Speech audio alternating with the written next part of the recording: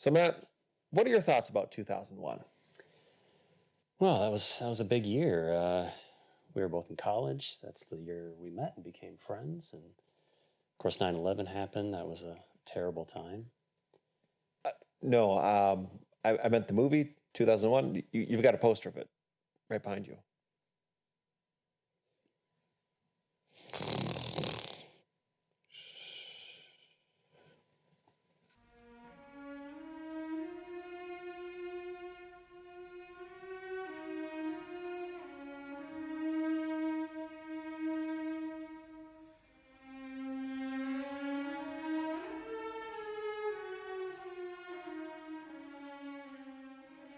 Matt, I picked this movie. Yeah, I was wondering why you did actually. Part of me was like, what else is there to say about this movie? No, it's a movie nobody talks about. Nobody has any opinions about this movie, do That's they? right. No, they don't. Mhm. I'm going to take controversial opinion time. I don't like this movie. Those are fighting words. I know, but it's I just I knew that's why you picked it. I've tried to like this movie an awful lot. I've tried really hard. I first saw it back in the late 90s, probably around the time of its 30th anniversary. And I think I saw it on Turner Classic Movies. Didn't really care for it then, just kind of wrote the whole thing off. But then everybody kept talking about how great it was. I thought, all right, I better actually go and re-examine this. And I have tried hard, hard, hard to like this movie. I can appreciate the movie. I can certainly admire it, but I can't say I ever really have liked it. I've seen it on DVD, Blu-ray. I went and saw it at the 50th anniversary when Christopher Nolan had his unrestored 7 millimeter print. So I even saw it there. I even went and I picked up a copy of it on 4K Blu-ray Yeah, that's nice. as a way of just giving myself every opportunity to see this film in the absolute highest of quality to appreciate what everybody else seems to appreciate about it. But I know you do like it, so I'm curious as to how you want to explain to me that I'm wrong. Well, this is a classic film, and there's no way you can deny that. I think. I mean, even just even if you don't enjoy the film as an experience, you have to recognize the accomplishment it is in terms of visual effects, in terms of just science fiction storytelling in general. Um, I saw this film in 70 millimeter. I didn't see Christopher Nolan's recent run, but it was a really formative experience for me seeing this in 70 millimeter, which if anyone has the opportunity to actually see this on a film print in 70, it's fantastic. And it was a very powerful experience. I mean, I'd seen the film many times before that, but uh, I think it really came to life for me during that viewing. And it's become even more special to me ever since.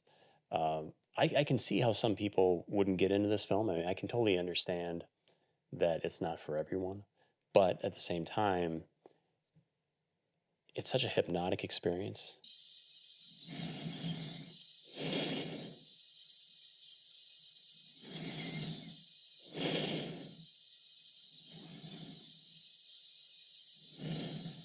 Of course, a lot of people compare this to an LSD trip, especially in the timing of when it was released. And I think even the posters use the tagline, the ultimate trip. They did, and not in the initial release of it, but as they were, I think they maybe did a 71 re-release and they used that or something like that. Yeah, which is a little bit of clever marketing, right? But uh, it's a film I come back to regularly. Is it a perfect film? I don't think it's a perfect film. A lot of people kind of cite it as one of the perfect films. There are issues I do have with it, but they're minor. And every time I do see it, it does pull me in. And for a film that really doesn't have a protagonist, is a very segmented film, episodic film almost in many ways. It's interesting that it does have the pull that it does. It's hard to deny its place in cinema Well, I history. think let's hit on that influential point there because even though I don't like the movie, I can't deny its import. I mean, it definitely changed the way science fiction was done, special effects were done. Mhm. It's just watching again in anticipation of our conversation. Amazing how much the special effects do really hold up 50 plus years later. They look fantastic. Yeah, I mean, they hold up better than the original Star Wars holds up in Yeah, terms of for the sure. special effects, right? Even though that's one that's probably lauded by people more for revolutionizing special effects, I think this one did things that nobody else was even close to doing. Yeah. and especially considering we hadn't been on the moon yet, right? Well, and Which, of just course, as we all know, Stanley Kubrick staged. that's right. Because if I'm the federal government, I'm going to hire the man to stage the moon landing that just successfully made a science fiction film. That's not going to be at all suspicious. No, not at all. But you mentioned, yeah, the timing of when this was made. People weren't even sure what Earth looked like from space when these visual effects were being done. So there was a bit of inaccuracy, I guess, if you want to nitpick, with some of those visuals because of that just lack of knowledge at the time. But yeah, the visual effects are incredible. I mean, there are maybe a couple shots that look a little questionable in terms of the spaceships that are clearly just kind of a matte painting that's animated versus a model. But the model work is extraordinary here. Douglas Trumbull, of course, was the great pioneer in the visual effects. A lot of great in-camera effects being done, which is why I think it holds up, because they didn't do a lot of green screen, blue screen, things like that. They didn't do rear projection. They did a lot of in-camera stuff that they just did multiple passes on the frame. And this is a film that's enamored with those details, right? It's enamored with the idea of creating this world and creating this meticulous sense of wonder. And the film gets very caught up in those sequences. And Kubrick, I think, finds value in those sequences in and of themselves. He's not necessarily trying to make an existential point with every moment of this film. I think he wants to impress his audience and just give people a sense of wonder regarding just the idea of space travel. Stargate sequence aside, Star Child sequence aside, it's just what human beings can accomplish through technology, So, well, the film's really, maybe we should talk about just what is it about, because it's very scant on dialogue. The first 25 minutes or so don't have any dialogue. The last 25 minutes or so don't have any dialogue.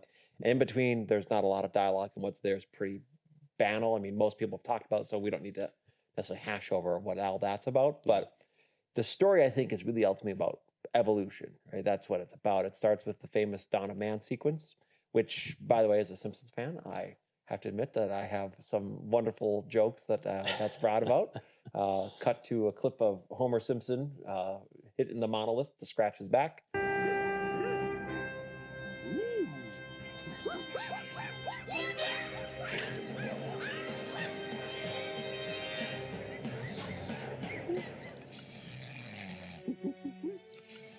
And of course, then there's also the fact that it's really trying to hit this idea of man starting off with some sort of contact with alien species.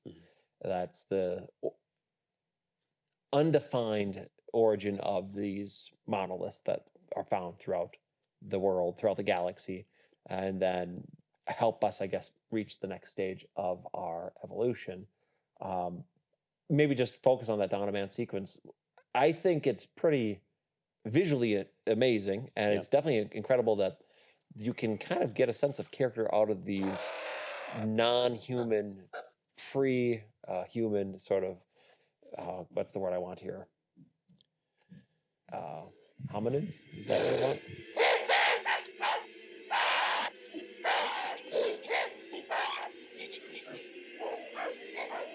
The animatronics are pretty impressive too. I mean, certainly puts Planet of the Apes in its place. Yeah, and even the sequence where it's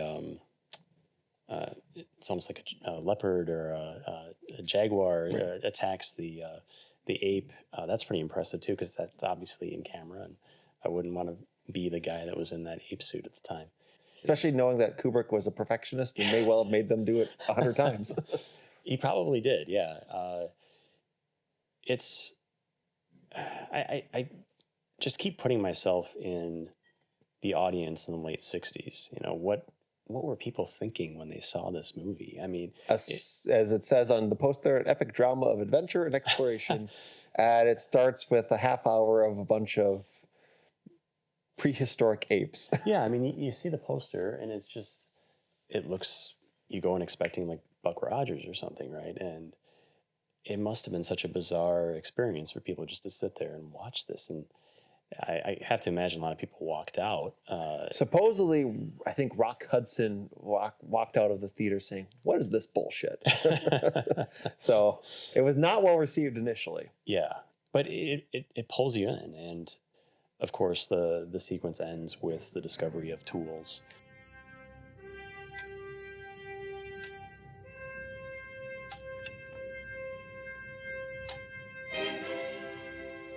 The stuff with the prehistoric dawn of man, it's interesting. It's visually amazing. Definitely is a bold way to start a movie that's a science fiction film. And the stuff with Hal, which we have to get into him eventually here, is fantastic. And I definitely like that.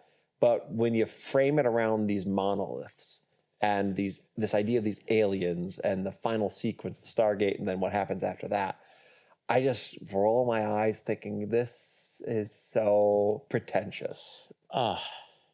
Open your mind, man. Well, give me some LSD and I'll watch it again. Maybe I will.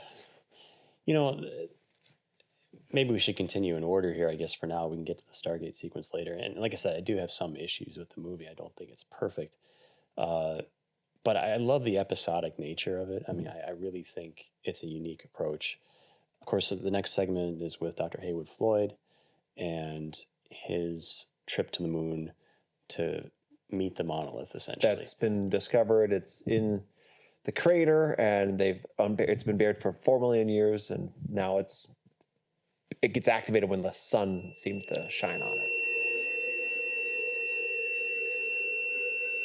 Yeah, that piercing tone gets heard, and of course, this is where more of the source music becomes instrumental. The Ligeti piece, the choral piece.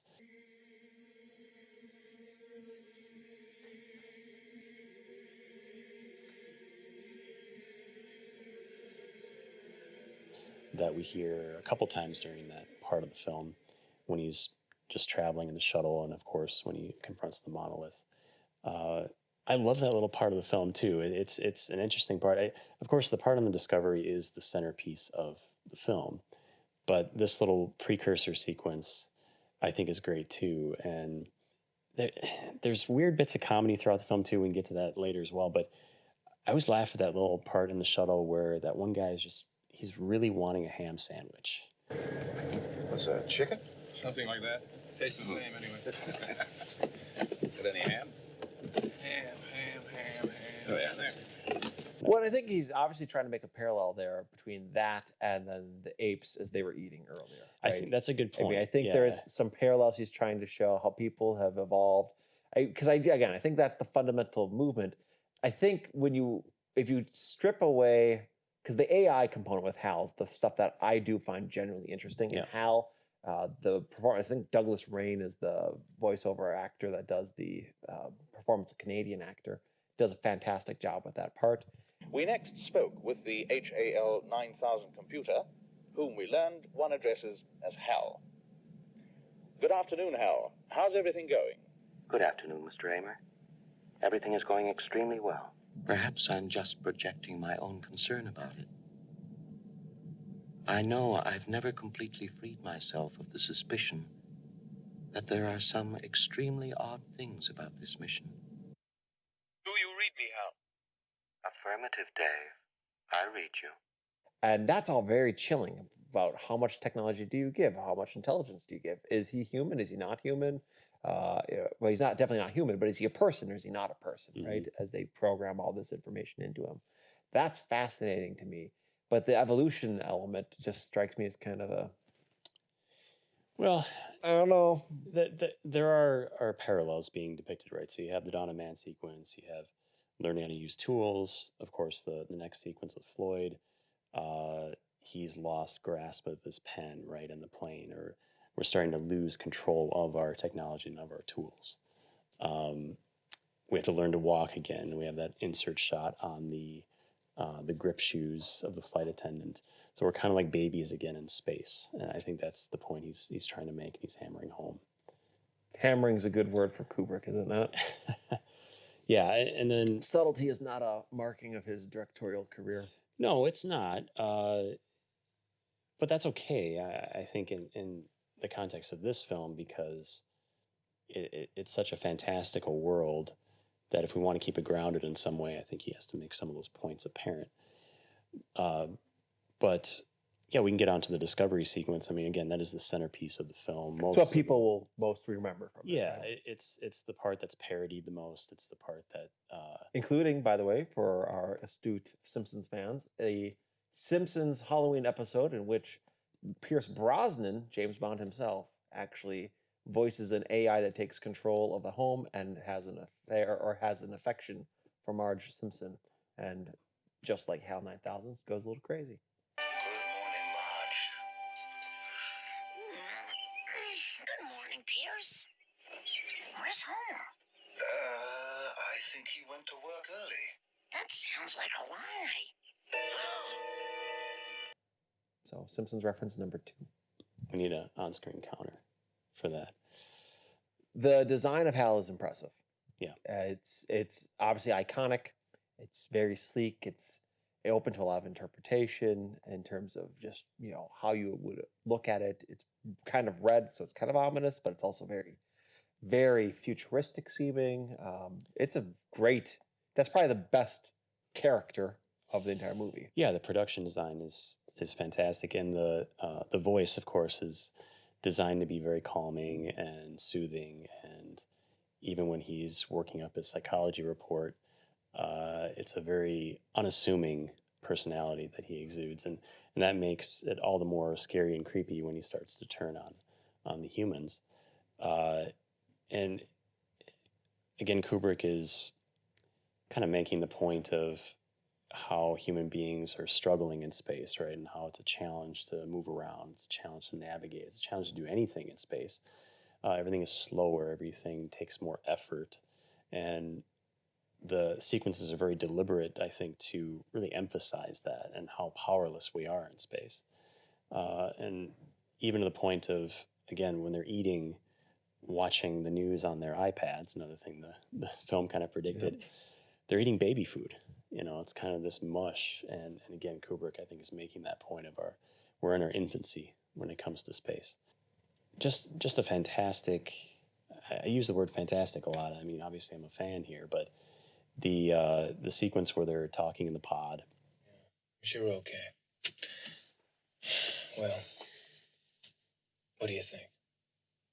I'm not sure. What do you think? I've got a bad feeling about him.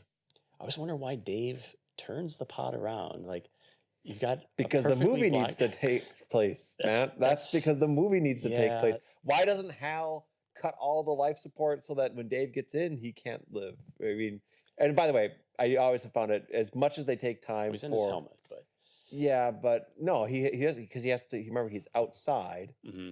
He's in the pod. His helmet is back inside the Discovery, and he can't get in just by going out of the pod. Right? He has to blast himself in.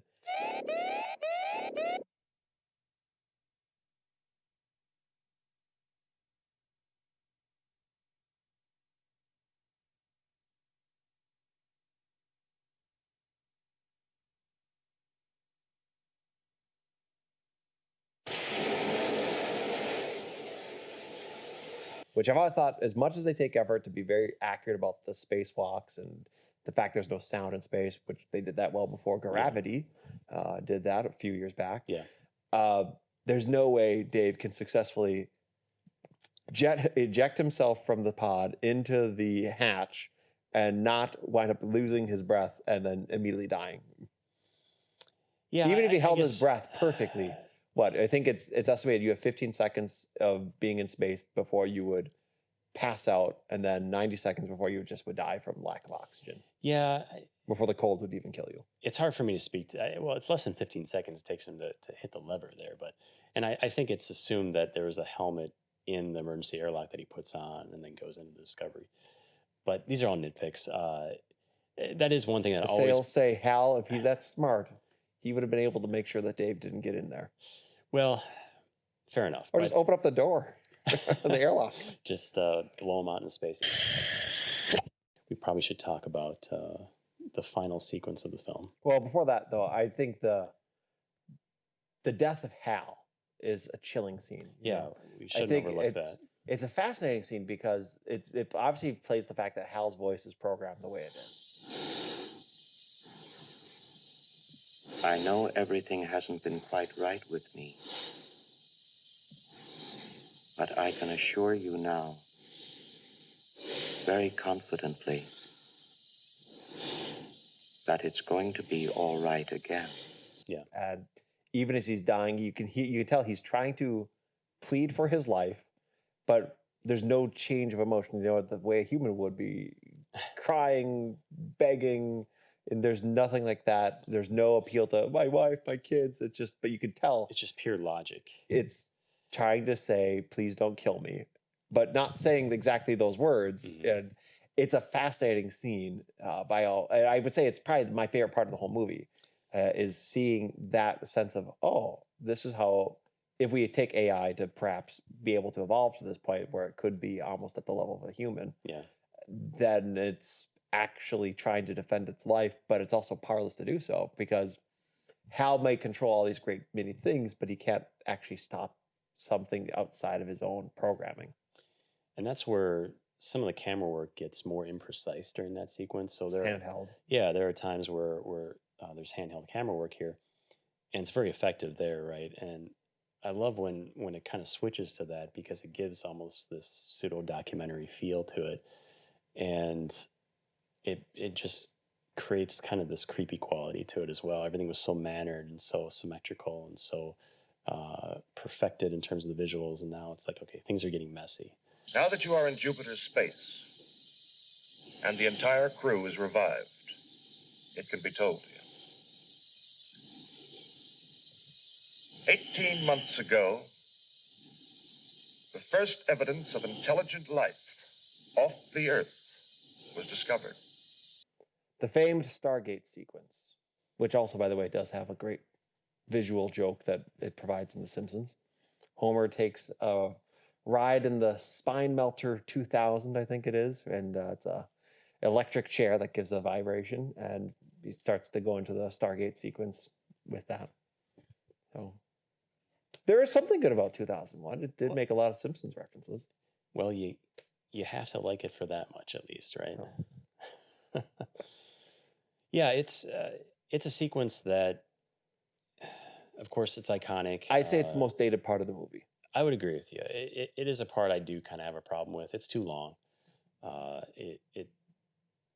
The kind of the split screen portion of it, the beginning portion of it, is still very visually impressive. When we start to get into those kind of color treated landscape shots, those That aerials, looks pretty. yeah, it looks a little weak. rough, you know. And I think at the time, it probably was more impressive, but it does not really hold up all that well. Now it's like, oh, that's Monument Valley, but you know, With a just weird color timing. new color tone. Yeah. Yeah. Though I still do like the close up of the eyeball that changes color and then clicks into the normal exposure to transition into the next scene.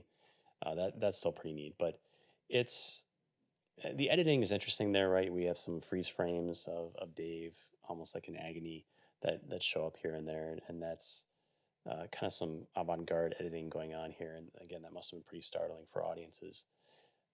But I would agree with you. It's visually probably not as impressive to people these days as it would have been at the time, and it does slow things down significantly. As much as I wouldn't say I don't like the Stargate sequence. I just think it's pretty dated. But the stuff that comes after it, I'm just thinking, okay, he's in this zoo and he's watching himself get older. Then he's reborn as a star child, and I'm just thinking, yeah, no, you should have ended it with the Hal. That's fine. All that stuff at the end, like the last 20 minutes, I'm pretty much okay if that's not included. You know, the ending it's the ending. Not my favorite part of the film. It just makes the whole stuff with Hal seem meaningless. That's my issue with it. I guess I wouldn't say that necessarily. I don't think it undercuts that to the point where it makes it meaningless. Kubrick's trying to bring things full circle, right? He's trying to, again, show the next leap in evolution. And I almost think the points where we see the monolith after the Dawn of Man sequence are kind of precursors to this moment, right? This is really the true leap in evolution that the film's kind of been alluding to.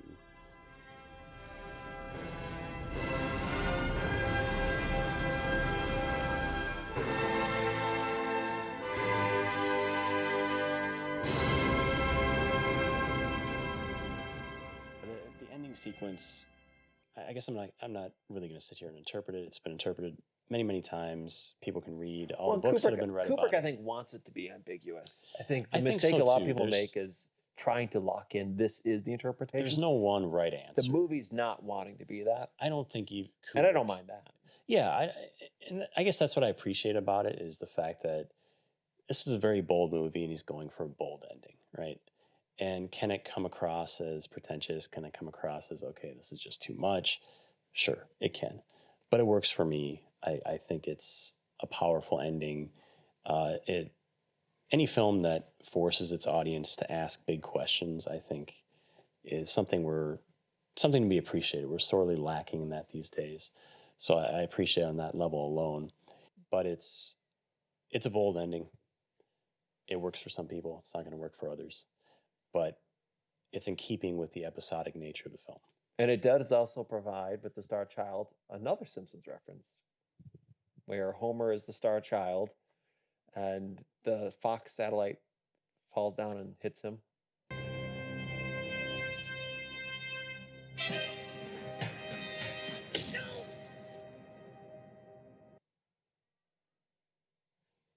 How many is that now? I think that's 4. Okay. I don't even think I've hit all the Simpsons references from Probably this not. movie. There's another reference, by the way. I think this movie made it culturally. The song by New Order, Blue Monday. Oh, this isn't a Simpsons reference. No, it's not a Simpsons Oh, reference. okay. Sorry. I But thought- so another one. the Blue Monday, which is very popular right now, as the '80s renaissance of nostalgia is going. Wonder Woman trailers got that playing in it. Mhm. I'm quite certain that if you look at the album cover, the shape of it is meant to be a reference to HAL 9000. I'll have to look at that. I've Yeah. not seen that. Should re-edit this movie score to that song. Yeah. Probably be a pretty. That could get the audiences in. That could. I could start to like it now. Well, there's your answer.